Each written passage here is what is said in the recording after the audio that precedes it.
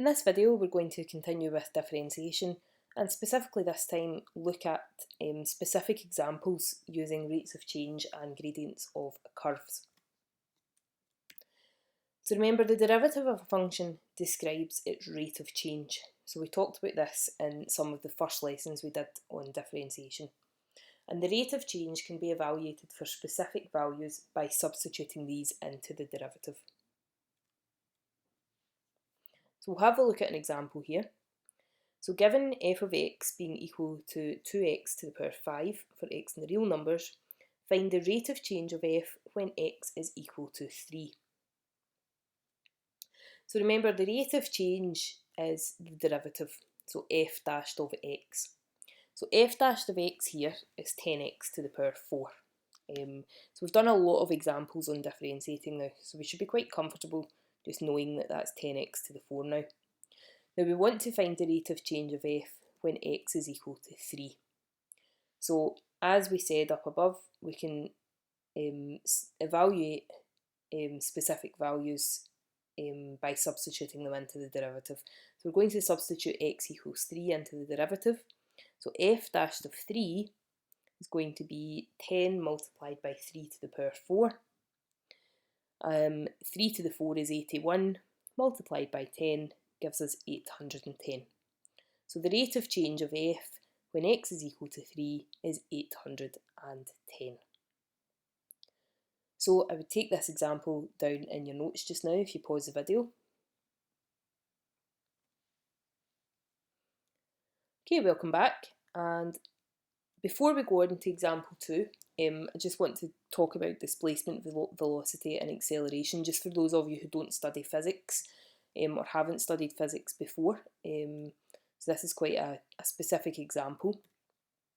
So the velocity v of an object is defined as the rate of change of displacement s with respect to time t, i.e. v of t is equal to s dashed of t. So the derivative of the displacement is equal to the velocity. If we then look at the acceleration a of an object is defined as the rate of change of velocity with respect to time. So a of t is equal to v dashed of t. So we can see all those relationships there for displacement, velocity and acceleration. So the example then, a ball is thrown so that its displacement s after t seconds is given by s of t equals 12t minus 5t squared. We want to find its velocity after 2 seconds. So we are given the displacement.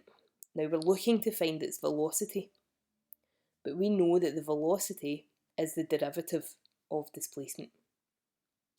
So the derivative of the displacement then is going to be 12 minus 10t, and that is also the velocity. Now we want to find its velocity after 2 seconds, as was given in the question. So v of 2 is equal to 12 minus 10 times 2, which is 12 minus 20, which gives us negative 8. Now again, those of you who don't study physics might be wondering why velocity is negative, but actually velocity takes direction into account as well. So the direction is just denoted by the negative there. So negative 8 is our final answer. So again, it would be a good opportunity to copy this example down in your notes. And one final example, this time we're going to look at the gradients of curves. So as we already know, the gradient of a straight line is constant. We talked about that in the first video on differentiation. We can determine the gradient of a curve at a particular point by differentiating, i.e. finding the rate of change. Now again, we did do this in the introductory video to differentiation, but we are obviously looking at another specific example here. So we want to find the gradient of the curve with equation y equals 3x squared at the point 5, 2. So we're starting with y equals 3x squared. So firstly we need to differentiate. So dy by dx is 6x. Now remember, the derivative dy by dx, another name for that is gradient. So we can actually write that down as m equals, and m is going to be equal to 6 multiplied by the value of x. Now the value of x here, you can see I have highlighted that as 5. So it's m equals 6 multiplied by 5. And the gradient we know then is 30. So the gradient of the curve with equation y equals 3x squared at the point 5, 2 is 30. So that gradient is obviously quite steep, and if you looked at the graph you would be able to see that as well. So just now would be a good time to pause the video and take this down in your notes jotter.